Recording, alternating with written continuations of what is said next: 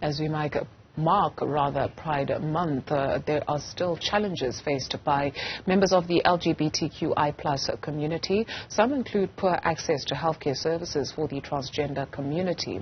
Dr. Bruno Pauly runs a clinic in Soweto which seeks to bridge the gap for transgender people in disadvantaged communities. He joins us now to tell us more about his work. Thank you very much, Doc, for your time. If you could introduce the work that you do for our viewers for us, please.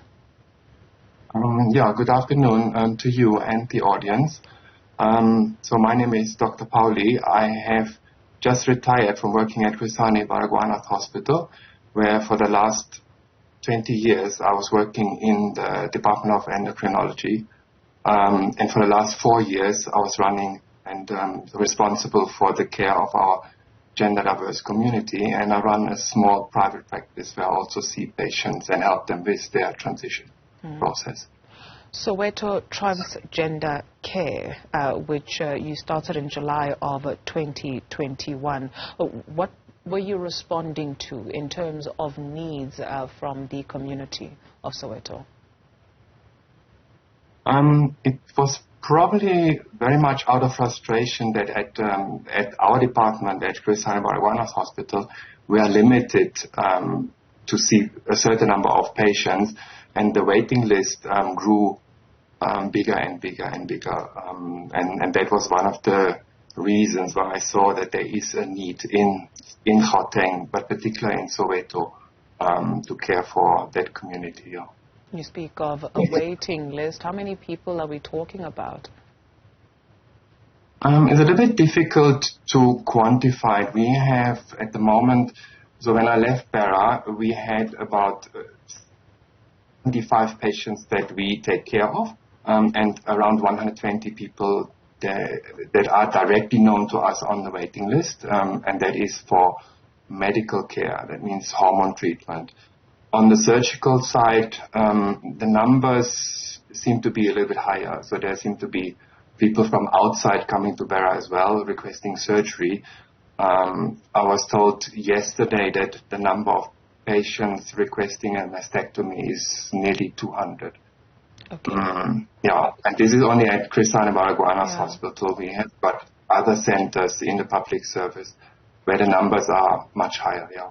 You mentioned the word transition, and so if Lerato walks through your doors and they want to transition, firstly, what are we talking about, and what does the process entail?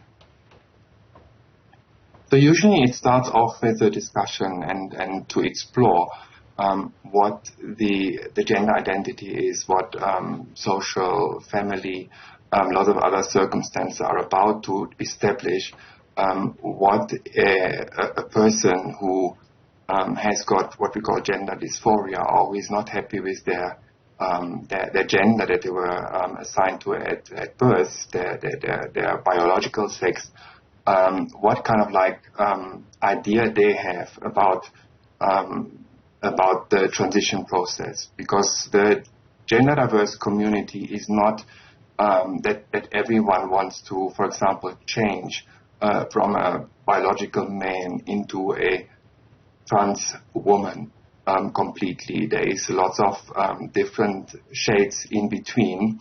Some people are just happy to, let's say, cross-dress. Other people, they want to have just hormone treatment. And then there's a group that wants the full process going on that includes surgery as well. What is hormone treatment? Hormone treatment is that you essentially change the setup of your body. So let's say if you are born a man and you've got lots of testosterone but very little estrogens, so testosterone being the male hormone predominantly, and estrogens the female hormones, then you would like to help to block the testosterone and then kind of like give them estrogen preparations that will then help the body to change into let's say a woman in terms of like voice changes, body changes, emotional well-being and lots of other things. In terms of the patients that you see walk through your doors, how much support do they enjoy from their families, from the community? Again, there's a very wide spectrum. I see patients who had a disaster childhood, disaster transition process. They got completely alienated from their families, also from their friends' network. But then we also have quite supportive families, especially in Soweto. It doesn't seem to be the biggest problem for patients in Soweto compared to other areas in South Africa, or what we sometimes read, what is happening overseas in other countries.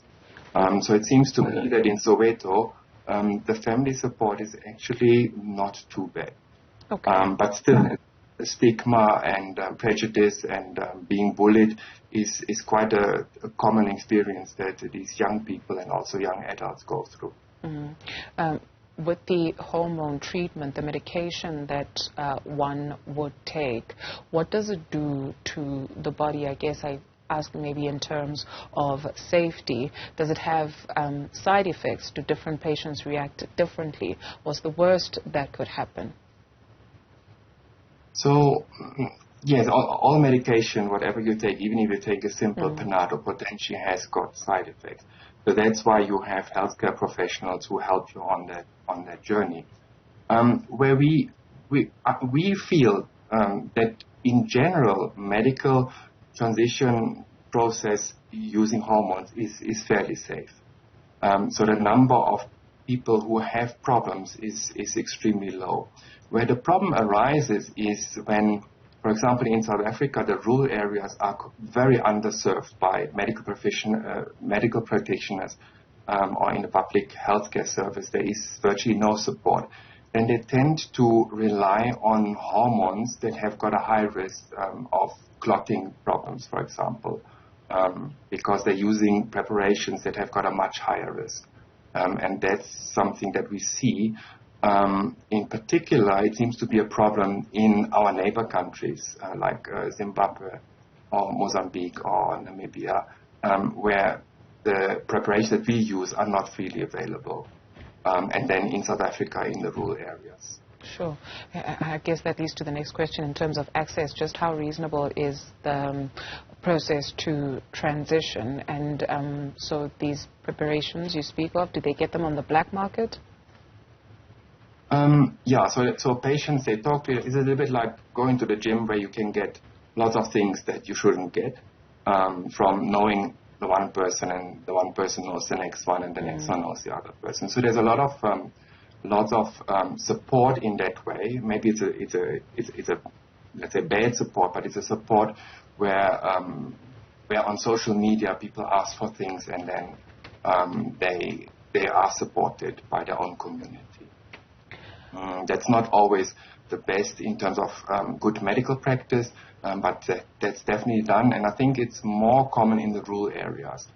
The problem is a little bit like that group is very quiet, so they're not coming out, and even if they, for example, have side effects like a clot in their leg or in their lungs, they will not always come out with that information that they say, oh, but by the way, I'm taking hormones that could be the cause for that, because they do that in secret.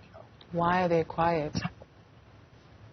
Because the community is, especially in the rural areas, there is a lot of stigma around it, and they probably have they've got probably a very high resistance to coming out and explaining to people what they're doing, why they're doing it, and then taking them on their journey, because there is a lot of there's a lot of he appears to you as a girl or as a young woman. It's not easy for the general population to deal with that and to accept that as maybe a normal process in the life of that particular person. Dr. Bruno Pauly, thank you very much for your time this afternoon. And with that, we say thank you very much for making us your news channel of choice. Stephen Groothuis is standing by with the very latest at the top of the hour. Have yourselves a magic day further.